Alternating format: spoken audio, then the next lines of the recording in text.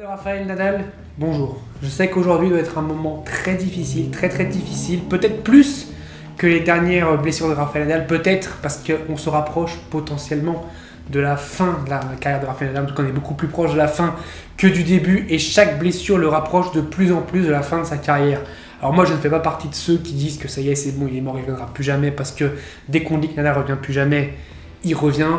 La vraie question c'est est-ce que Nadal va pouvoir être prêt pour Roland Garros, parce qu'on sait maintenant que c'est clairement là. Pour moi, c'est clairement le seul endroit où il peut encore gagner un grand chelem, c'est à Roland Garros. Je le pensais d'ailleurs aussi l'année dernière, même s'il nous a agréablement surpris à l'Open d'Australie 2022. Ce qu'il a fait, on s'en souviendra toute notre vie parce que c'est exceptionnel. C'est l'un des plus grands miracles de ce sport. Et il ne l'a pas fait à Roland Garros, il l'a fait à l'Open d'Australie. Là voilà, là il ne l'a pas fait, tenant du titre malheureusement. Il s'est blessé à la hanche au milieu de deuxième set. Il a eu une comment on appelle une décharge, voilà, je cherchais mes mots, une décharge à la hanche et puis il n'a plus du tout bien joué du match. Déjà c'est très compliqué parce qu'il est déjà mené 1-7, il est déjà de mener 1-7, mais voilà, il essaie de monter en puissance et puis bam, la hanche qui lui fait un coup. Alors en tant que fan d'Andy Murray, je sais ce que ça fait de voir son joueur souffrir de la hanche. Tu ne peux plus rien faire, les déplacements sont très difficiles sur Rafael Nadal. On connaît Rafael Nadal, c'est un joueur qui a besoin de se déplacer, qui est très explosif, qui a besoin de sa couverture de terrain. C'est plus possible, c'était pas possible. Et face à McDonald, pour tout le respect que j'ai pour McDonald, le vrai Rafael Nadal doit défoncer McDonald, il doit bouffer McDonald. Il n'y a aucun jeu de mots, il doit manger McDonald parce qu'un joueur comme McDonald, voilà, on sait qu'il ne fait pas le poids face à Rafael Nadal, même si c'est un bon joueur, évidemment, il est souvent là dans les grands chelems, il n'a pas de grosse victoire référence. Tu me demandes quelle est la plus grosse victoire de McDonald avant celle-là, j'en ai absolument aucune idée. Mais c'est un joueur qui est tout le temps dans les tableaux des grands chelems, qui est aussi entre la 80e et 50e place. C'est un joueur de ce calibre-là, McDonald, mais c'est un joueur qui est clairement en dessous de Rafael Nadal. Franchement, il y a de l'inquiétude. Il y a de l'inquiétude pour Nadal parce que les années passent, et évidemment, plus les années passent, plus les blessures peuvent être parfois à un moment irréversible, hein. Ça peut totalement être la dernière blessure de Rafael Nadal et puis plus jamais revenir, même si je pense quand même qu'il va revenir parce que c'est Nadal qu'il a fin de match et que jamais il s'arrêtera, sauf si vraiment il fait un échec colossal à Roland Garros. Je pense que là il pourra dire stop. Là, perdre le deuxième tour à l'Open d'Australie, ok, c'est un choc monumental pour nous. Pour lui aussi, peut-être que lui s'y attendait peut-être un peu plus que nous, vu ce qu'il a dit, c'était quand même quelques jours qu'il avait mal, qu'il avait du mal en ce moment. C'est clair. Là, clairement, ce qu'il va devoir faire, c'est quand même se reposer. La période dure, je pense qu'on peut l'oublier totalement. Il va revenir, je pense, pour Monte Carlo. Il va faire la période sur terre battue. Il va voir comment ça se passe. Je pense que ça va être son juge de paix.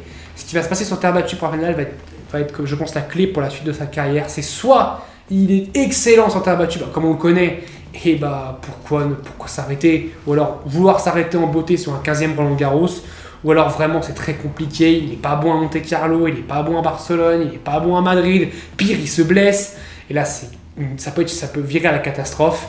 Je ne souhaite pas ce scénario, je souhaite un scénario quand même rêvé, c'est d'un Nadal qui finit à Roland Garros, alors je dis pas sur une victoire, mais au moins sur un très beau résultat.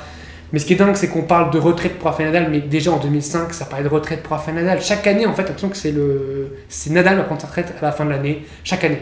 Et il y a bien un jour où tout le monde aura raison, il y a bien un jour où évidemment les médias ont raison que Nadal sera vraiment fini. C'est logique, il ne va pas continuer jusqu'à ses 50 ans. Mais il ne faut pas oublier qu'il y a un an, quand même, les gens avaient quand même un petit peu un avis différent sur Nadal. Il ne faut pas oublier quand même que voilà, Nadal revenait de nulle part et tout le monde faisait « Ah là là, c'est le retour de Rafael Nadal ». Là maintenant, ça y est, il a perdu un match, Nadal est fini, c'est ça un petit peu quand tu es un champion. Hein. Quand tu vas pas au minimum en finale, t'es une merde, voilà, tout simplement. T'as pas le niveau. Djokovic, là, par exemple, s'il perd ce soir, c'est pas impossible, on sait jamais ce qui peut arriver, même si je vois pas Djokovic perdre du tout.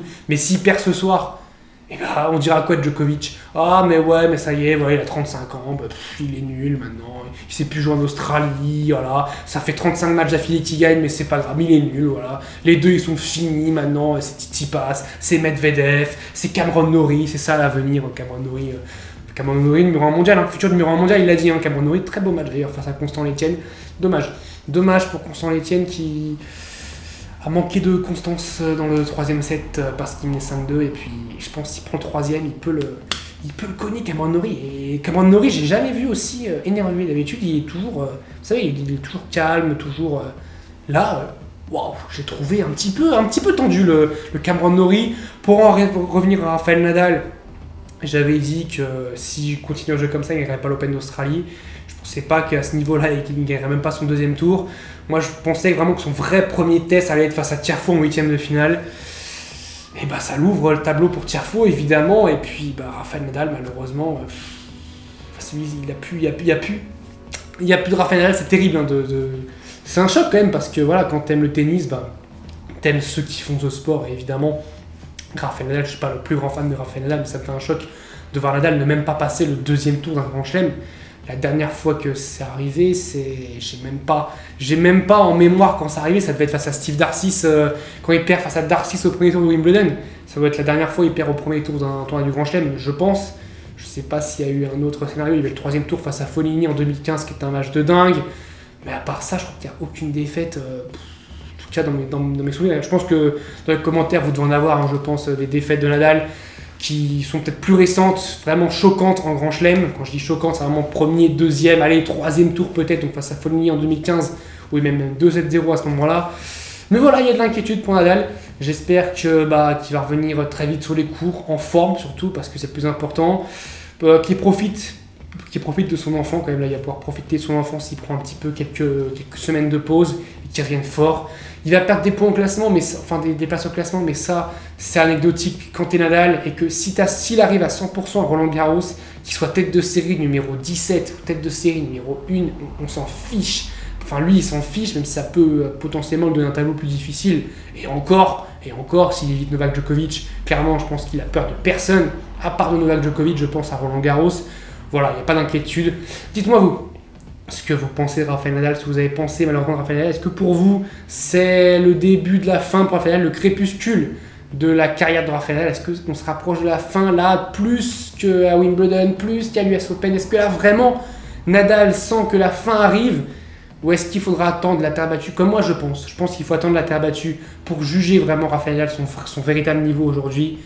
On se retrouve très très vite pour parler évidemment de la fin des deuxièmes tours. De gros matchs arrivent cette nuit. Andy Murray évidemment face à Kokkinakis. Enzo Couacaud qui va tenter d'aller chercher Novak Djokovic.